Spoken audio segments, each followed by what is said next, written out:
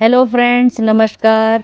My adventure club में मैं शिवानी, आपकी होस्ट एंड दोस्त, आज लेकर आई हूँ एक अनोखा ट्रैक जो आपके आसपास है, आपके नज़दीक है और आप उससे अभी भी बेखबर हैं। तो बने रहिए वीडियो में। और चैनल को अभी तक आपने अगर लाइक सब्सक्राइब नहीं किया है तो जल्दी से कर दीजिए, क्योंकि मैं आज आपको बताने वाली हूँ एक इंटरेस्टिंग स्टोरी। दोस्तों, आपको बताना चाहूँगी, यह ट्रैक हमने बरसात के मौसम में किया है। और बरसात में जो यहाँ के मौसम में जो चार चांद लगे हैं, वो आपको हमारी वीडियोज़ और फोटो के माध्यम से हम आपको इस वीडियो में बताएंगे। मेरी ट्रैवल डायरी से यह सफ़र शुरू होता है देहरादून से। दोस्तों, हमने देहरादून के जो शहंशाही आश्रम है, वहाँ से अपना ट्रैक करने का सफ़र शुरू किया। जैसे जैसे हम ट्रैक कर रहे थे, तेज़ धूप थी, लेकिन जैसे जैसे हम मसूरी की वादियों से टकराने लगे तो बादलों की आगोश में चलते गए, मानो जैसे स्वर्ग में प्रवेश कर रहे हों। दोस्तों, आपको यह भी बताना चाहूँगी, जब हम इस ट्रैक को कर रहे थे तो मसूरी ट्रैक करते हुए हमने देखा कि एक टनल सी बनी हुई थी। थोड़ा नीचे जाके देखा तो वो पुरानी टनल थी। तो हमारे साथ जो अनुभवी ट्रैकर्स थे, उन्होंने हमें बताया यह टनल ब्रिटिश काल से बन रही थी। ब्रिटिश काल में अंग्रेज यहाँ पर ट्रेन लाना चाहते थे। देहरादून से मसूरी तक एक ट्रेन की स्थापना करने वाले थे, लेकिन ब्रिटिश काल जैसे ही ख़त्म हुआ, ये प्रोजेक्ट भी ख़त्म हो गया। दोस्तों, रास्ते में चलते चलते हमने ये जो ओल्ड मसूरी ट्रैक है, इसमें ये भी देखा कि रास्ता कई जगह उधड़ा हुआ था, भूस्खलन की चपेट में आ रखा था, आपदा का शिकार हो रखा था। तो बरसात के टाइम पे यहाँ पर मौसम थोड़ा ख़राब रहता है, लेकिन अगर आप आगे पीछे आते हैं तो यहाँ का मौसम बेहद सुंदर रहता है। जैसे जैसे हम अपना ट्रैक करते गए, दोस्तों, यहाँ धोबी घाट पहुँचते ही हमें जो ट्रैक था, वहाँ से नीचे जब हमने देखा तो शिव मंदिर दिखाई दिया, जो कोठाल गेट में है। और थोड़ा सा और ऊपर चले तो वहाँ से देहरादून का पैरानॉमिक व्यू जो हमें देखने को मिला, वो नज़ारा अद्भुत था, अद्वितीय था। लेकिन थोड़ा थोड़ा सा हमें कम दिखा, क्योंकि यहाँ पर बरसात है और बरसात के टाइम पर मौसम थोड़ा बहुत कवर्ड रहता है, ढका रहता है बादलों से, इसलिए हमें उतना अच्छा देखने को नहीं मिल पाया, हम उन चीज़ों से वंचित रह गए। लेकिन अगर आप आगे पीछे के मौसम में आते हैं तो आपको यहाँ पर देहरादून का पैरानॉमिक ब्यूटीफुल व्यू यहीं से देखने को मिलेगा।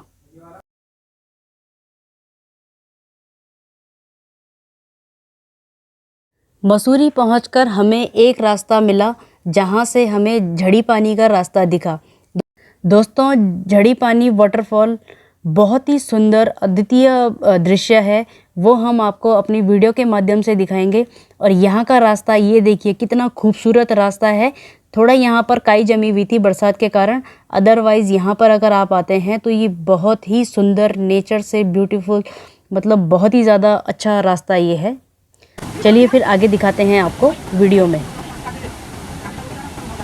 काफ़ी नीचे आने के बाद हमें यहाँ पर ये रास्ता, जहाँ पर बहुत बरसात के टाइम पे बरसाती पानी आ रखा था और उसे क्रॉस करना बहुत ही मुश्किल है, लेकिन हमने फिर भी कोशिश की वहाँ तक जाने की, वाटरफॉल को कवर करने की। तो आप वीडियो में देखते रहिए कि कितने संघर्षों के बाद, कितने डर और साहस को जोश के साथ हम लोगों ने ये कामयाबी हासिल की कि हम लोग वाटरफॉल तक जा सके हैं। थोड़ा सा नीचे देख रहे थे तो वहाँ से नीचे बहुत ही ज़बरदस्त खाई थी और बहुत गहरी खाई थी, ये कहना चाहूँगी मैं। लेकिन यहाँ से ऊपर अगर हम जा रहे थे तो बहुत ही अद्वितीय एक नज़ारा हमें देखने को मिला, वो हम अभी आपको दिखाते हैं।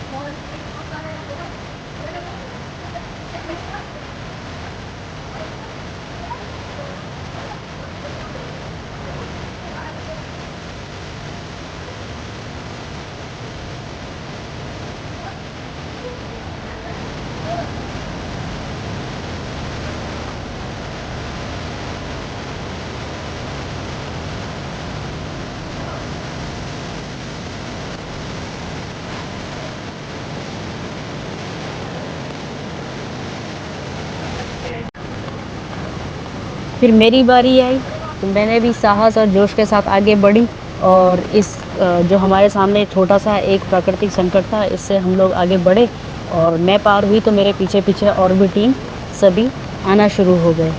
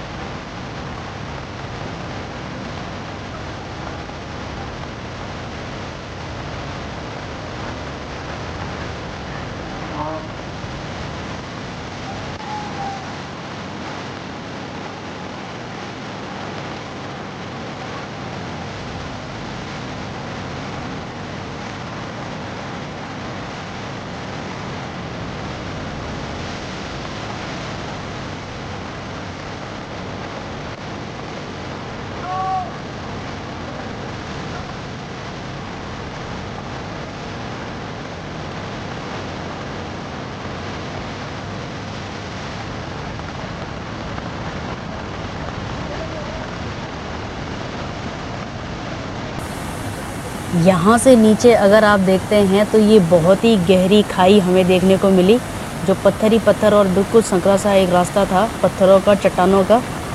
तो वो बहुत ही खतरनाक दृश्य था हमारे लिए।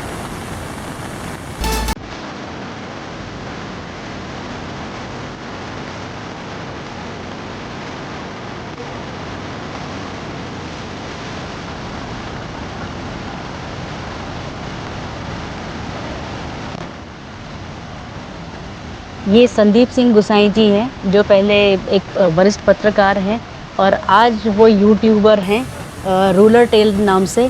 तो वो भी हमारे साथ थे, उन्होंने ही ये ट्रैक का आयोजन किया था उस समय और हम लोग उनके साथ चल पड़े थे। तो आप देखिए वो भी इस रास्ते को क्रॉस करके आगे की स्टोरी कवर करने जा रहे हैं।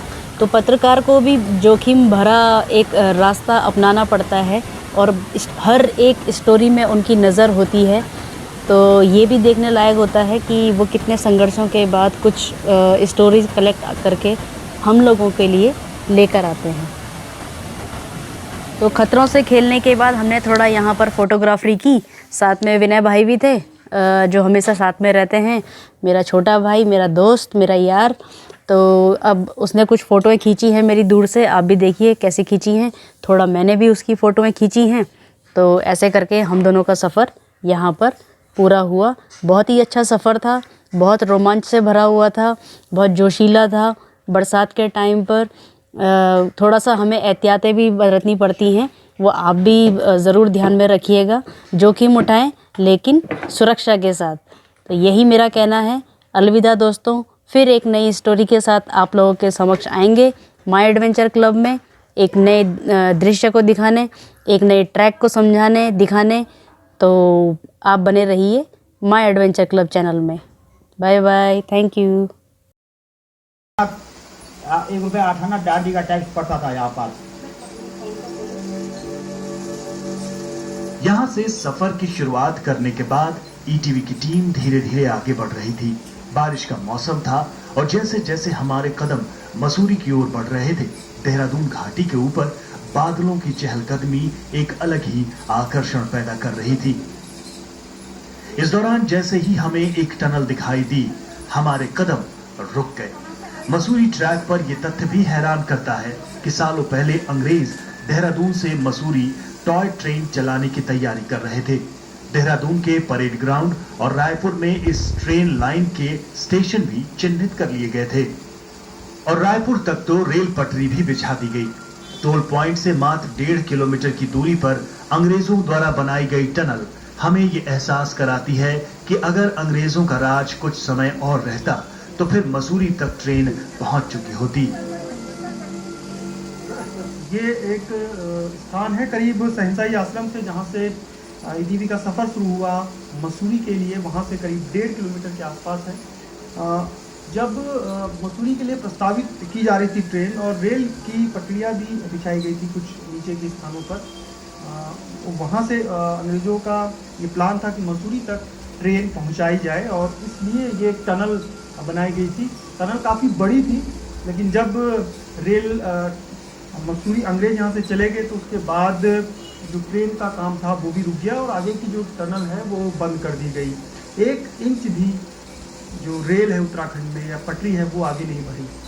इससे अंदाज़ा लगा सकते हैं कि उस समय अंग्रेज़ों के समय टनल बना दी गई थी और मसूरी तक ट्रेन पहुंचाने का काम भी शुरू कर दिया गया था, लेकिन आज़ादी के बाद 1 भी इंच रेल की पटरी आगे नहीं बढ़ी। सफ़र आगे बढ़ते हैं, आगे की तरफ चलते हैं, मसूरी की सुंदर वादियों की सैर। वैसे तो अंग्रेजों द्वारा विकसित ये ट्रैकिंग आरामदायक है, लेकिन कहीं न कहीं इस भूस्खलन ने इसे खतरनाक बना दिया है, जो मसूरी की ओर बढ़ते हुए कई जगह बारिश के कारण खराब हो चुका है। साथ ही कई स्थानों पर भूस्खलन के कारण ट्रैक खराब हो चुका है, जिससे कुछ स्थानों पर संभल कर चलने की जरूरत है। देहरादून से मसूरी के सफ़र में रास्ता जितना खूबसूरत है, ये ट्रैक पूरा जितना खूबसूरत है, उतना कई जगह खतरनाक भी है। ये पूरा एक स्लाइडिंग जोन है, हालांकि इससे पीछे का जो रास्ता है या आगे का रास्ता काफ़ी बेहतर बना हुआ है, लेकिन कहीं कहीं पर इस तरीके से लैंडस्लाइड जोन हो रही है, बड़ा खतरनाक है। करीब 200 मीटर के नीचे पूरी ये जो खाई है वो है। तो मसूरी चलते समय सफ़र में इस तरीके के ट्रैक पर सावधानी जरूर बरतें।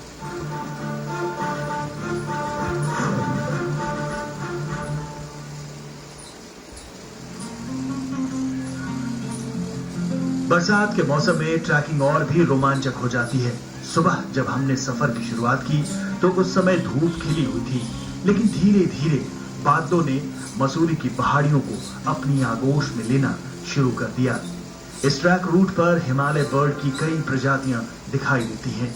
साथ ही विभिन्न प्रजातियों के पेड़ और वनस्पतियां भी ट्रैक रूट पर मिलते हैं, लेकिन सबसे सुखद एहसास दून घाटी के दीदार के बाद होता है। ट्रैक रूट में चारों ओर हरियाली मंत्र मुग्ध कर देती है। अंग्रेजों द्वारा बनाई गई रेलवे टनल से ईटीवी की टीम पहुंची धोबी घाट, जहां से दून घाटी का अलौकिक नजारा दिखाई देता है। लेकिन कोहरा होने के कारण यहां से दून घाटी का विहंगम दृश्य हमें नहीं दिखाई दिया। साथ ही बादलों की तेजी धीरे धीरे बढ़ती जा रही थी और कोहरे की चादर ने दून घाटी को अपनी आगोश में ले लिया। ईटीवी की टीम के साथ कई लोग शामिल थे और इस ऐतिहासिक ट्रैक रूट की जानकारी हमें दे रहे थे। देखिए, इस ट्रैक की खूबसूरती यह है कि आते ही जब आप नगर पालिका, पुरानी मसूरी नगर पालिका का टोल पॉइंट है, वहाँ से थोड़ा दूर आते हैं तो आपको शिखर फॉल दिखता है। बहुत बढ़िया पहाड़ी नदी जो फॉल का रूप लेती है, शिखर फॉल दिखता है। इसमें बहुत वैरायटी पेड़ों की हैं, तोड़ा और टूना, बहुत अच्छे खूबसूरत पक्षी, हॉर्नबिल, कई किस्म की प्रजातियाँ आपको आराम से दिखती हैं। तो वो इस ट्रैक की विविधता को बढ़ाता है। आने वाले समय में सभी लोगों का रुझान, चाहे मेट्रोज में रह रहे हों, चाहे देहरादून शहर में रह रहे हों, ट्रैकिंग की प्रति और हेल्थ कॉन्शियस दुनिया होती जा रही है।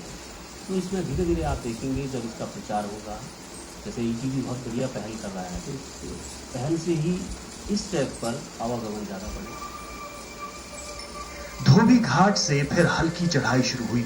पैदल ट्रैक लगभग 6 फीट चौड़ा है, जो आज भी बेहतरीन बना हुआ है। ताज्जुब होता है कि आखिर कैसे लगभग 200 वर्षों से ये पैदल ट्रैक सुरक्षित है। धोबी घाट में आज भी अंग्रेजों द्वारा बनाई गई लोहे की पानी की टंकियां मौजूद हैं।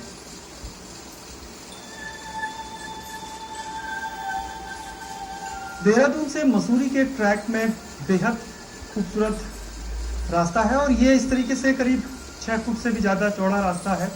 आराम से ट्रैक कर सकते हैं। कुछ जगहों पर लैंडस्लाइड से रास्ता डैमेज जरूर हुआ है, लेकिन ताज्जुब की जानी चाहिए कि जो रास्ता अंग्रेज़ों ने बनाया था उस समय, वो अभी भी उसी तरह सुरक्षित है।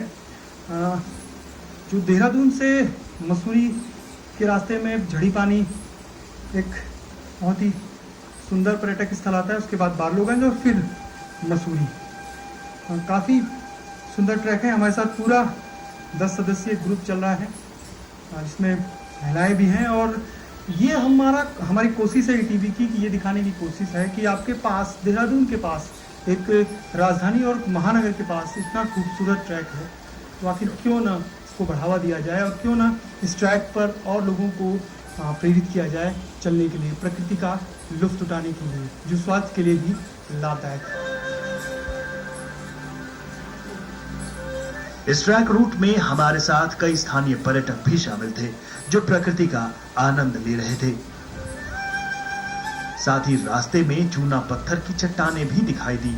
मसूरी की वादियों में एक समय चूना पत्थर की बड़ी खदानें हुआ करती थी, लेकिन 1983 के बाद इसमें केंद्र सरकार ने प्रतिबंध लगा दिया। ऐसा लग रहा है कि जैसे हम लोग देहरादून से किसी दूसरे स्थान में आ गए। देहरादून वैसे ही बहुत खूबसूरत जगह है, परंतु ये तो बिल्कुल ही आउट ऑफ द वर्ल्ड कहा जा सकता है। और आज का जिस तरह का मौसम है, इतने बादलों के बीच में और बारिश कभी कभी बीच में थोड़ी थोड़ी फुहार होती हुई, आज की ट्रैकिंग का तो आनंद ही कुछ और था। मुझे लगता है कि आपका ये प्रयास इस रूट को और ज़्यादा पॉपुलर करेगा लोगों के बीच में। इसकी जो बहुत सारी चीज़ें हमारे पास उत्तराखंड में ऐसी हैं जिसके बारे में लोगों को जानकारी नहीं है, और अगर आप इसको हाईलाइट करेंगे तो मुझे पूरी आशा है कि यहाँ पर संडे क्या, छुट्टी क्या, उसके अलावा भी बहुत सारे पर्यटक इस रास्ते को यूज़ कर रहे होंगे। ये पर्यटन बढ़ाने में भी बहुत सहायक होगा, और जो बहुत सारे लोग ट्रैकिंग करना चाहते हैं मगर उनके पास समय का अभाव होता है, वो इस ट्रैक का आनंद उठा सकते हैं।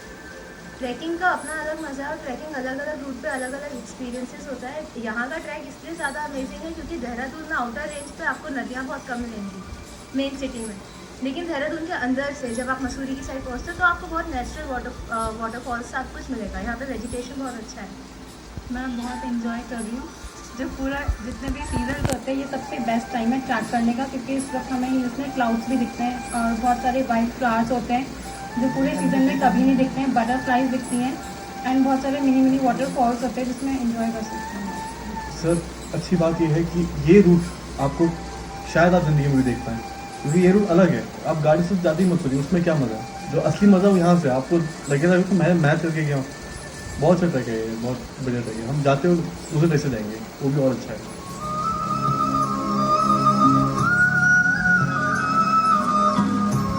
ईटीवी का सफर धोबी घाट के बाद पहुंचा झड़ी पानी। यकीन मानिए, महानगरों की भागदौड़ के बीच दून मसूरी पैदल ट्रैक एक ऐसा आनंद देता है जो शायद आप अपनी कार से भी नहीं उठा सकते।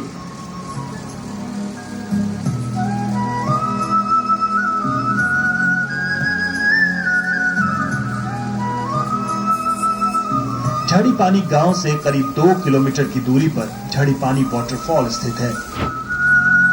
यहां पहुंचने के लिए आपको 2 किलोमीटर ढलान पर उतरना पड़ता है।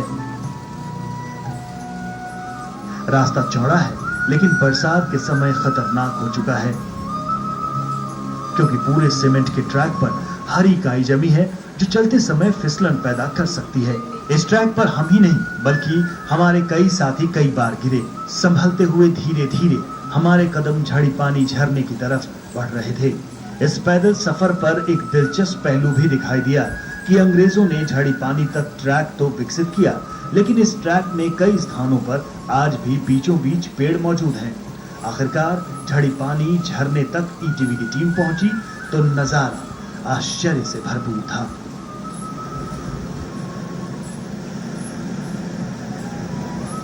ईटीवी की टीम है मसूरी ट्रैक पर और ये है झड़ी पानी वाटरफॉल जो इस समय शेर की तरह दहाड़ रहा है।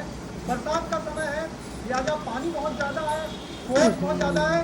हमारी टीम के कुछ साथी हमारे साथ हैं। बहुत ही लाजवाब रहा ये ट्रैक। बिल्कुल सर, बहुत ही अच्छा रहा ये ट्रैक, बहुत ही गजब का सीन यहाँ पर आप हमारे पीछे देख रहे होंगे। ईटीवी का सबसे बड़ा धन्यवाद कि इतना मनोरम दृश्य प्रकृति के बीच में जो इन्होंने हमें दिखाया, और मैं तो चाहती हूँ कि सभी लोग यहाँ पर आए और पर्यटन इससे और भी बढ़ावा दे ताकि यहाँ पर और भी लोग इस लुत्फ का उठा सकें। पानी का फोर्स बहुत ज्यादा है यहाँ पे। ये था झड़ी पानी वाटरफॉल जो हमें देहरादून मसूरी ट्रैक पर मिला। इस समय क्योंकि बरसात का समय है इसलिए पानी का फोर्स बहुत ज्यादा है, और झड़ी पानी जो वाटरफॉल है उसकी दहाड़ एक पेड़ की तरह इस समय सुनाई दे रही है। तो आप ही लीजिए झड़ी पानी वाटरफॉल का लुत्फ, और हम आगे अब यहाँ से मसूरी की तरफ आगे बढ़ेंगे।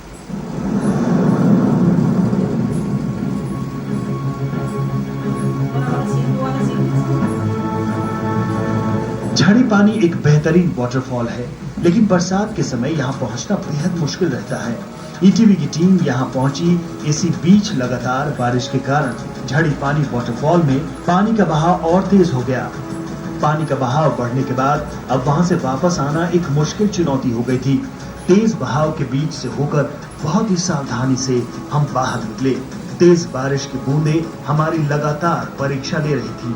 झड़ी पानी गांव से वाटरफॉल के लिए पैदल सफर 2 किलोमीटर का है, जो मुख्य ट्रैक रूट से अलग है।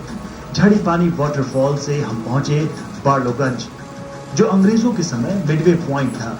यहाँ पर आज भी मिडवे हाउस मौजूद है, जहाँ पर अंग्रेज थोड़ा विश्राम करते थे। बार्लोगंज घने देवदार के पेड़ों के बीच एक छोटा कस्बा है। यहाँ से मसूरी जाने की मुख्य सड़क भी मिल जाती है।